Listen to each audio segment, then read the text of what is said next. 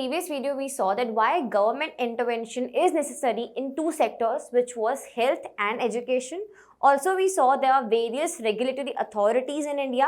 That means मैंने आपको बताया था last video में that private sector exist करता है but government आपको regulate करेगी ही करेगी, right? Now moving on to the main and very important sector in India, which is educational sector.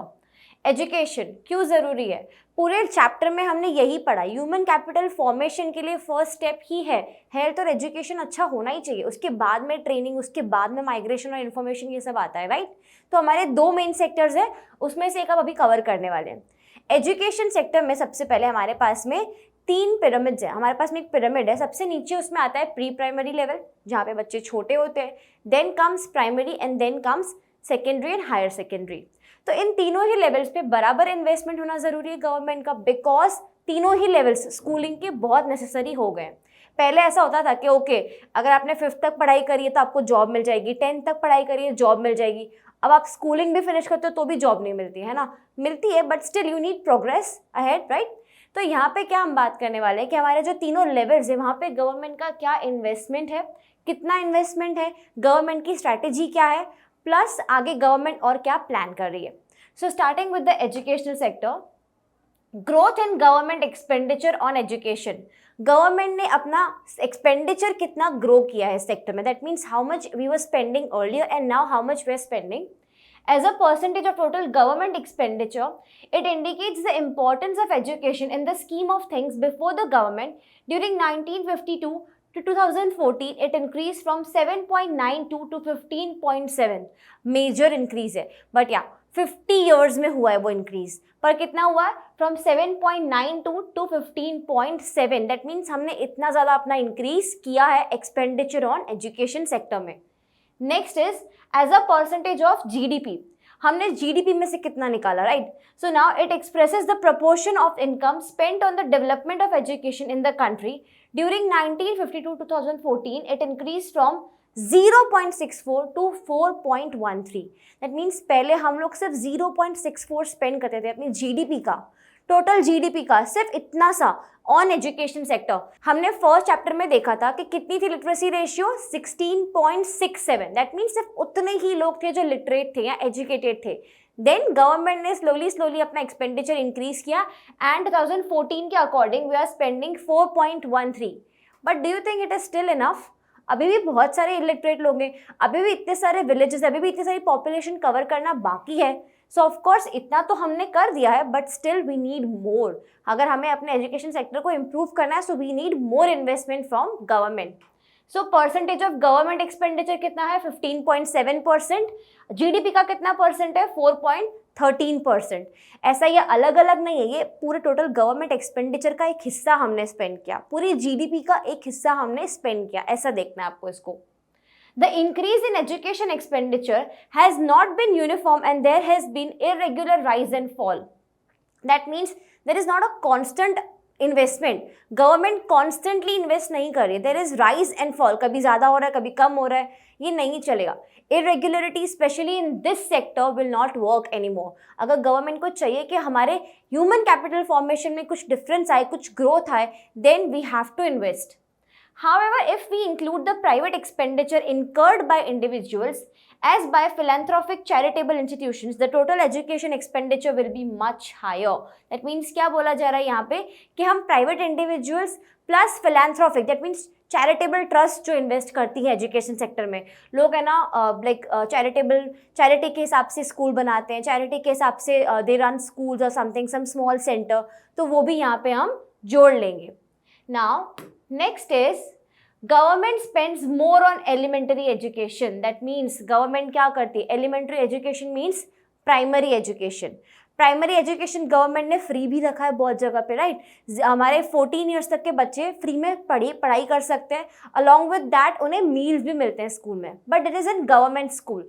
But still government schools की क्वालिटी पे हमें भी बहुत काम करना बाकी है।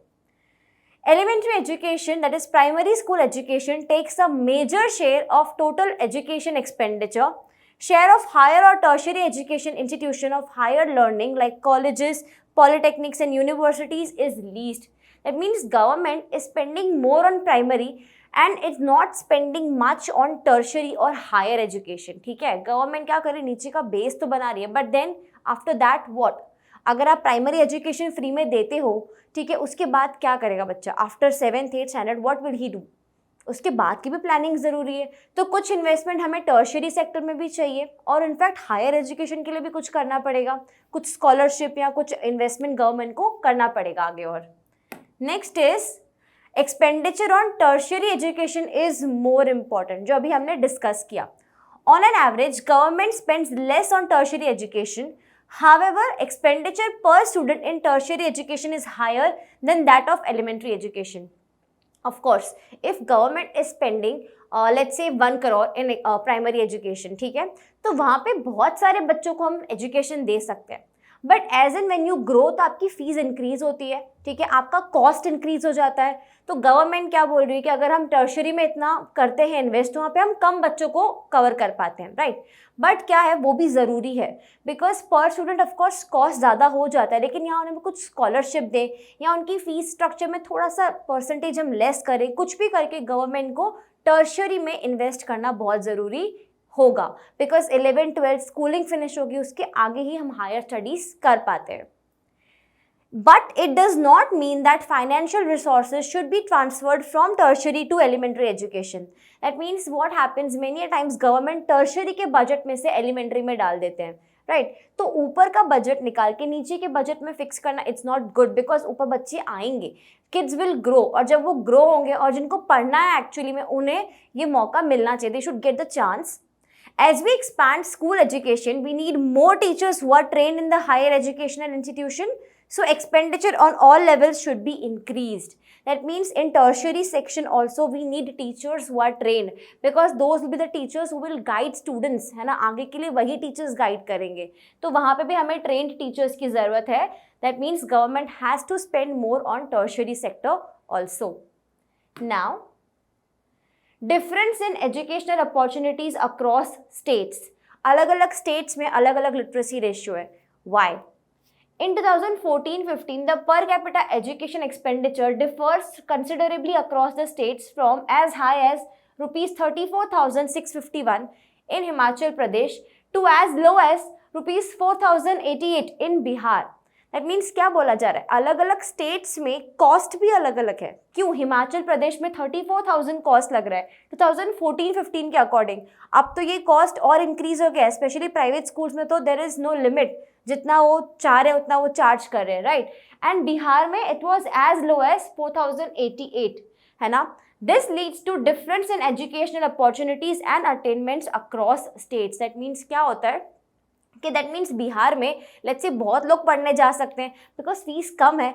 हिमाचल प्रदेश में बहुत ही कम लोग हैं जो अफोर्ड कर पाएंगे, राइट. तो यहाँ से क्या होगा, हम देखेंगे कि यहाँ पे अलग अलग स्टेट्स में अलग अलग लिटरेसी रेशियो दिखना शुरू हो जाते हैं, बिकॉज वहाँ पे फीस स्ट्रक्चर भी अलग अलग हो जाते हैं. वहाँ पे कॉस्ट जो लगता है एजुकेशन का वो डिफरेंट हो जाता है. Now, इनएडिक्वेट expenditure on education. अभी हमने वही बात करी कि गवर्नमेंट थोड़ा कम स्पेंड करी, अलग अलग लेवल्स पे अलग अलग पैसा स्पेंड हो रहा है. दैट मीन्स सारे लेवल्स पे हमें एक तो इंक्रीज करने की ज़रूरत है एक्सपेंडिचर को. Apart from that, the expenditure on education is very less compare to the desired level of education expenditure recommended by the various commissions. That means right now we are spending 4.13 of GDP. अभी हमने देखा 2014 के reports के according that was 4.13%.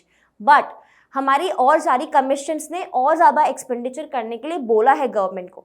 उसके comparison में government बहुत ही कम expenditure कर रही है. The education commission in 1964-66 had recommended that at least 6% of GDP should be spent on education. However, the current level of expenditure is a little over 4.4%, which is quite inadequate. That means 6% every year GDP का हमें spend करना है in education sector, जो अभी हम कहाँ हैं 4% से थोड़ा ऊपर, but it is still inadequate in compared to 6%. आप बोलोगे मैम परसेंटेज में तो डिफरेंस नहीं लग रहा, बट जब अमाउंट होगा इतना बड़ा, हम जब अमाउंट देखते हैं तब डिफरेंस दिखता ही है. Now, provision of free and compulsory education. ठीक है, गवर्नमेंट ने फ्री एजुकेशन कर दी, कंपल्सरी कर दिया, but still are students going there? जाते हैं, नहीं जाते हैं, क्या हो रहा है हमें नहीं पता, राइट। अब देखते हैं यहाँ पे गवर्नमेंट ने जो फ्री किया, कंपल्सरी किया, तो क्या बेनिफिट हुआ।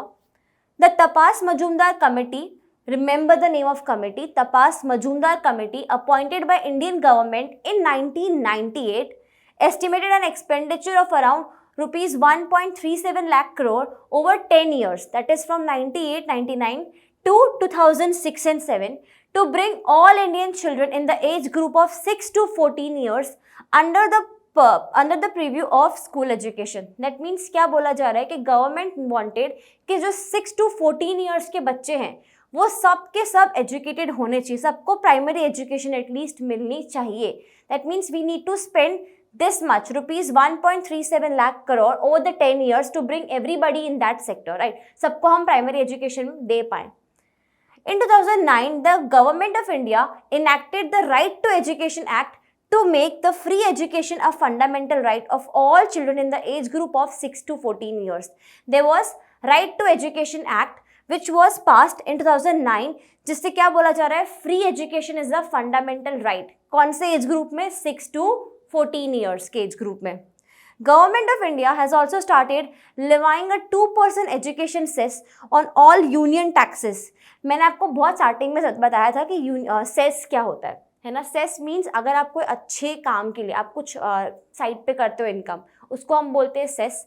गवर्नमेंट ने छोटा सा टैक्स स्टार्ट किया, दैट इज 2% एजुकेशन टैक्स, ठीक है, एजुकेशन सेस एक्चुअली। तो वो जो कलेक्ट होता है that is also used for educational sector.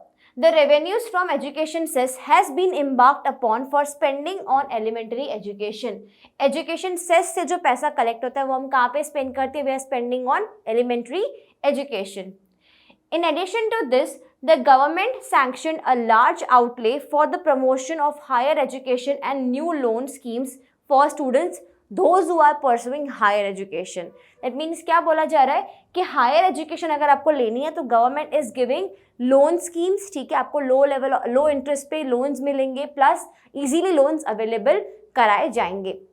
So this was all about educational sector. यहाँ पे हमने देखा कि कौन से लेवल्स हैं, गवर्नमेंट कितना पहले स्पेंड करती थी, 0.64। Now according to 2014-15 government is spending 4.13% of GDP, but still we need to improve because that is inadequate. This was about education sector. Let us move on to our next video.